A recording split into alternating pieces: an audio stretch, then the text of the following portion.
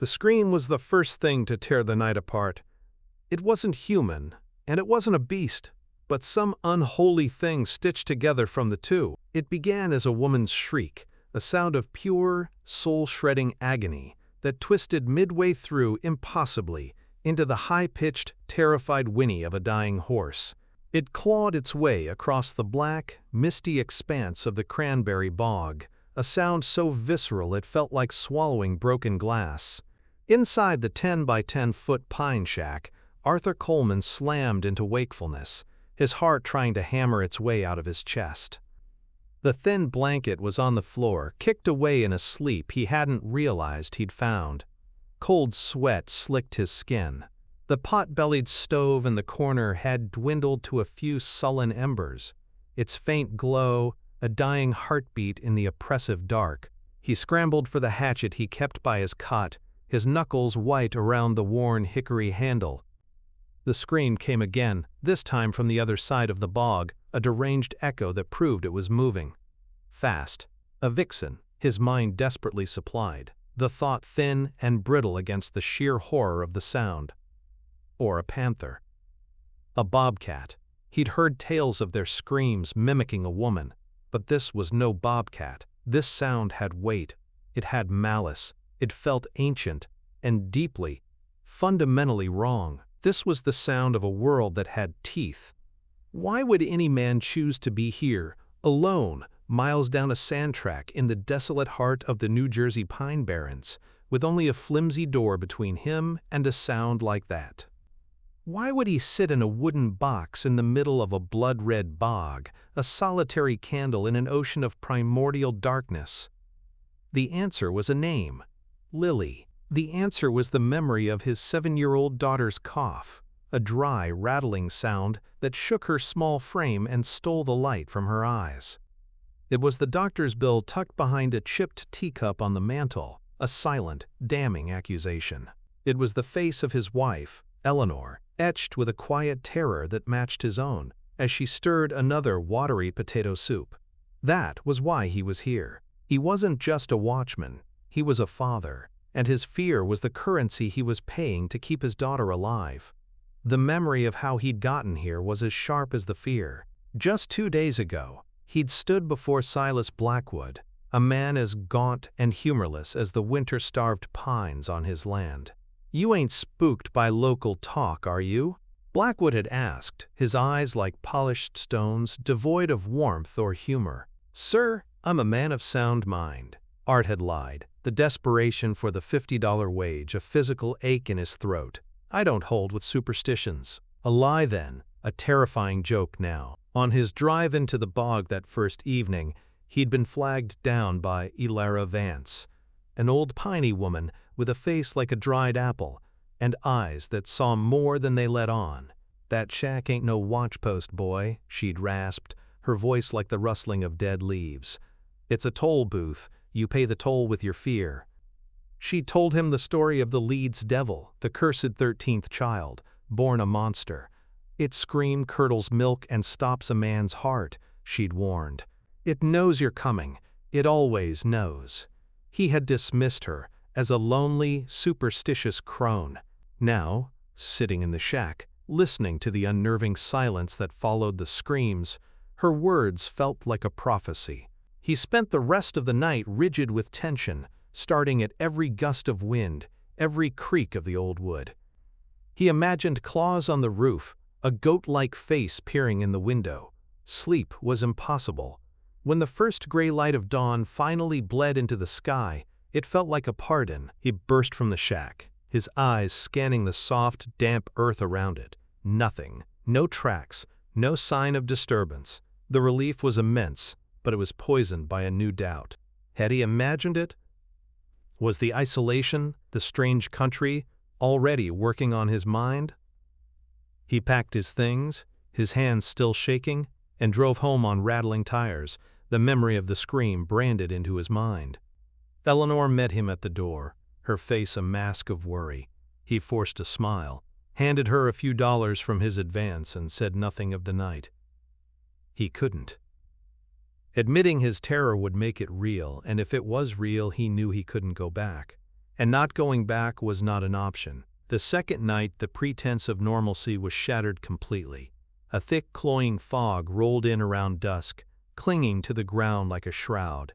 It swallowed the pines whole, turning the world into a featureless, suffocating gray. Art felt a familiar dread begin to coil in his gut. The fog wasn't just weather. It was an accomplice. It muffled sound, distorted distance, and wrapped the tiny shack in a blanket of absolute blindness. He barricaded the door with his cot from the moment he arrived, a precaution that felt both necessary and pitifully inadequate. He kept the lamp burning low, a single point of defiant light in the gloom. Around midnight, the scream came again. This time it was closer. Much closer. It erupted from the fog just beyond the window, a full-throated symphony of agony and rage that vibrated through the very floorboards. Art scrambled into the corner, hatchet raised, his breath ragged in his throat. He heard splashing, heavy, rhythmic splashing from the flooded bog. Something huge was moving through the water, coming towards the shack. The splashing stopped just feet from his flimsy shelter. The silence that followed was worse than the scream. It was a listening silence, a hunting silence. He stayed frozen for what felt like an eternity. Then a low, guttural growl, so deep it was more a feeling than a sound, rumbled from directly outside the door. He squeezed his eyes shut.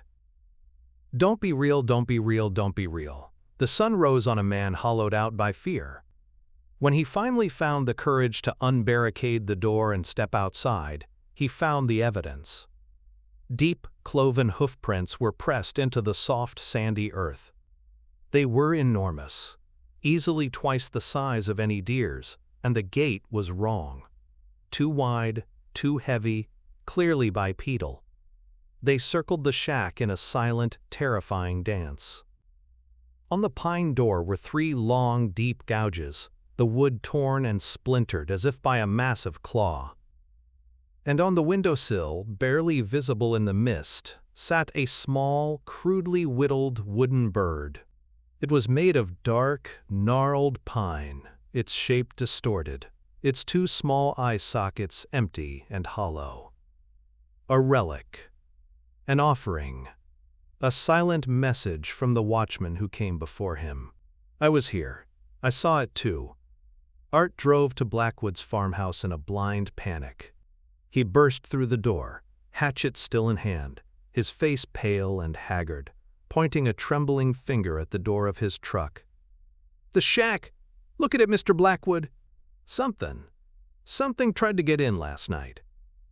Blackwood, seated at his kitchen table, slowly lowered his newspaper.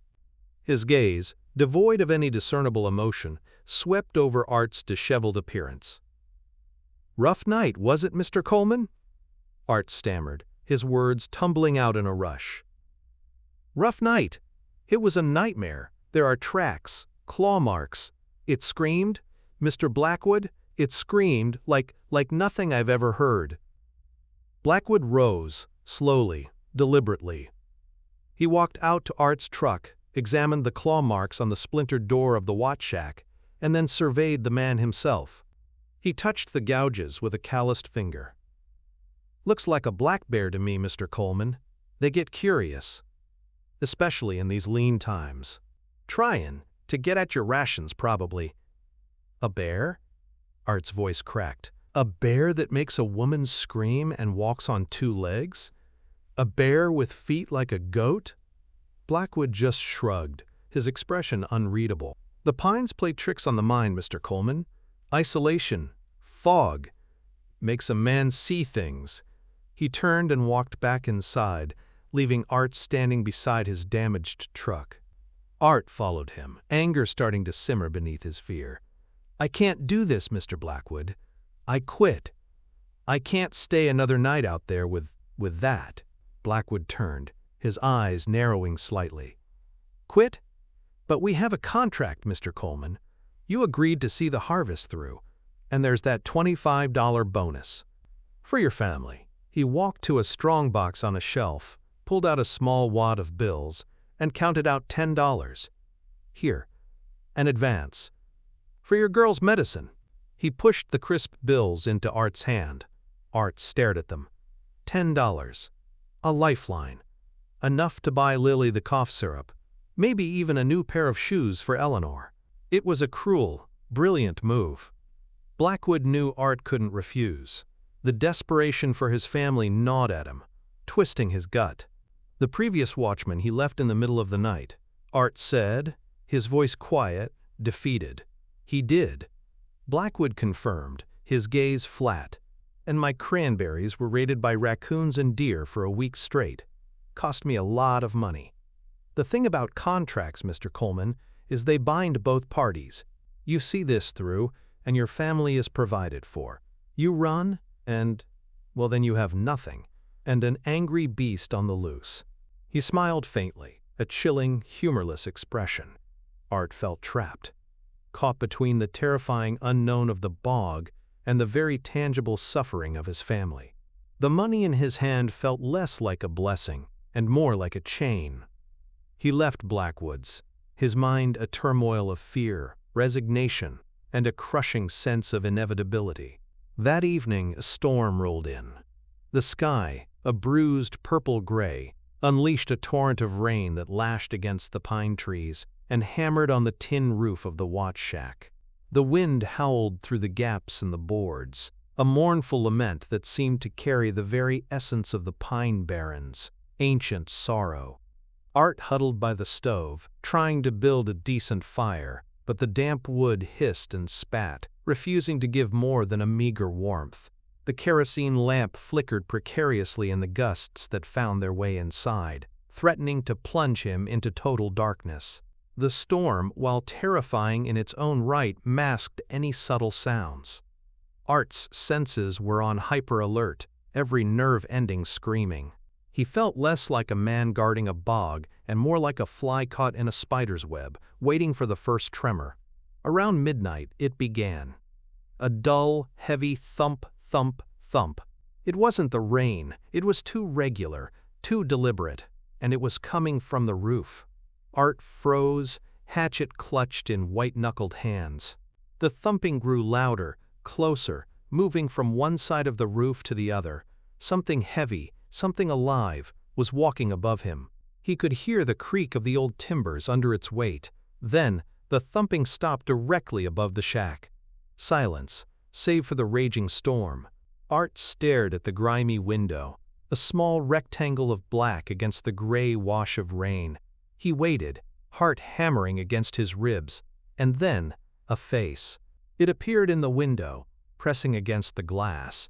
A grotesque, goat-like head, its snout elongated, its lips drawn back in a terrifying parody of a grin, revealing jagged yellowed teeth, small bony horns, sharp and dark, curled back from its brow. But it was the eyes that truly petrified him. Two glowing orbs of malevolent, blood-red light that burned with an ancient predatory intelligence. Art stumbled back with a strangled cry, his foot catching on the leg of the cot. He fell hard, knocking over the kerosene lamp. It hit the floor with a clatter and the flame, mercifully, sputtered out, plunging the shack into near-total darkness. The only light now came from the two burning red embers in the window, searing themselves into his mind. The creature shrieked again, its unholy cry muffled slightly by the glass, but deafeningly close. It was a sound of pure, unadulterated evil, a sound that bypassed his ears and burrowed directly into his skull. Then, the true assault began. Leathery wings, massive and unseen, began to beat with immense power against the outer walls of the shack.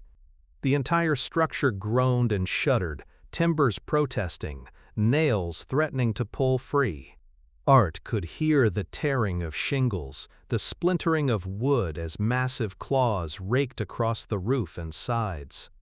The air filled with a rank, musky scent, wet fur, damp earth, decay, and something else, something metallic and sharp, like ozone. He huddled under the small, wobbly table, covering his head with his arms, praying to a god he hadn't thought about in years, begging for a dawn that felt a lifetime away. The shack was no longer a shelter, it was a drum, vibrating with the rhythm of its own destruction.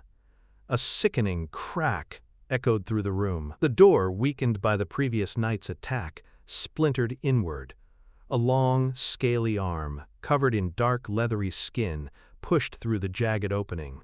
Its claws, thick and blackened, scrabbled blindly in the darkness, reaching, searching. They snagged on the edge of the table, pulling it slightly. Art saw his chance. He lunged forward, hatchet held high, a guttural scream of pure desperate terror tearing from his throat. He swung the dull blade with all his might, aiming for the reaching limb. There was a sickening crunch, the sound of bone and cartilage giving way. A high-pitched, pain-filled roar, unlike any sound he had yet heard, reverberated through the shack. The scaly arm snatched back, and the assault ceased for a moment. Art lay panting, the hatchet still clutched in his hand, his body trembling uncontrollably. Silence. For a few blessed seconds, there was nothing but the sound of the rain and the wind. Then, a furious, circling presence. He could hear the heavy thud of its feet on the ground outside, the agitated flapping of its wings, the low, guttural growls of pure rage. It was circling him, probing for another weakness, seeking entry. It was hurt, yes, but far from gone. It was furious. And it wasn't leaving. The creature resumed its torment, battering the walls, scratching at the roof, its growls a constant, menacing undertone to the storm. Art was reduced to a primal state, his mind fractured by terror, his body a trembling wreck. He no longer felt like a man. He was merely prey, waiting for the end. He hugged his knees to his chest, whimpering, hoping against hope that the storm, or the night, would end. He had no idea how much time passed. An hour? 10? He lost all sense of it, lost in the maelstrom of fear and the creature's relentless assault. He prayed, he pleaded, he cried silent tears for Eleanor and Lily, convinced he would never see them again. Then, as suddenly as it had begun, it stopped. The battering ceased. The growls faded. The furious circling presence was gone. The only sound was the drumming of the rain and the wind, which now seemed to be lessening its ferocity. Art waited. He waited for a full 5 minutes, then 10, then 15. No sound, no presence, just the cold, the darkness, and the terrifying silence. He stayed curled under the table until the first faint hint of gray light touched the eastern sky, seeping through the gaps in the shredded walls. He slowly, painfully uncurled himself. His muscles screamed in protest, his eyes were raw from staring into the dark, and his throat felt like sandpaper. He was alive. He had survived. He emerged from the shack, trembling and hollow-eyed, into a world of devastation. The shack was a wreck. Boards were ripped away, the roof peeled back in places, rain pooling on the floor inside. The ground outside was torn up, a chaotic mess of mud, sand, and more of those sickeningly large, cloven hoof prints. A trail of dark, viscous fluid, unmistakably blood, marked where the creature had retreated into the pines. As the sun began to rise fully, painting the sky with a fragile, beautiful light, Art heard the familiar rumble of Blackwood's truck. It slowly made its way down the sand road, pulling up beside the destroyed shack. Silas Blackwood got out, surveyed the scene, his gaze taking in the damage, the claw marks, Art's ravaged face. He showed no surprise, no anger, no shock, only a grim, almost serene satisfaction.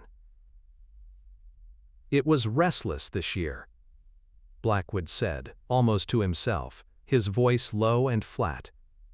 He looked at Art, his eyes unblinking. "The last man fled, made it angry. It started taking my neighbors, livestock, then their dogs. I had to put a stop to it." The horror dawned on Art, a cold, hard truth that settled deep in his bones. "What? What is this job?" he stammered, his voice hoarse. Blackwood took a step closer. "The bog gives a fine harvest, Mr. Coleman, one of the best in the Barrens. But the land demands a price. It needs a watcher, a presence, an anchor. It keeps the devil here in its hunting ground instead of letting it wander, letting it prey on the farms, on the towns, on the children." He looked Art directly in the eye, his gaze colder than the morning mist. "You're not here to keep people out, Mr. Coleman. You're here to keep it in. You're the toll." Blackwood reached into his pocket and pulled out a thick wad of bills. He peeled off the agreed-upon sum, including the $25 bonus. He held it out to Art. The crisp bills represented Lily's life, her health, Eleanor's survival. They were salvation. But now, Art understood the true cost. He could flee, abandon the money, condemn his family to sickness and starvation, and likely be hunted by a vengeful creature, his small act of defiance sending the devil spiraling out into the vulnerable world. Or he could stay, night after night, a prisoner in a wooden cage, sacrificing his sanity, his very soul to save his daughter. A living scarecrow for a devil, forever listening for the thud of leathery wings, the unholy shriek, the scratching of claws in the dark pines. Art looked at the money in Blackwood's hand, then at the blood-red bog stretching out into the pines shrouded in a lingering mist. The choice was no choice at all. He reached out and took the money, his hand trembling. The weight of it was immense. The archives are now closed for the night. For more files unsealed from the shadows of American history, subscribe to the Folklore Archives. Your next case file is just one click away.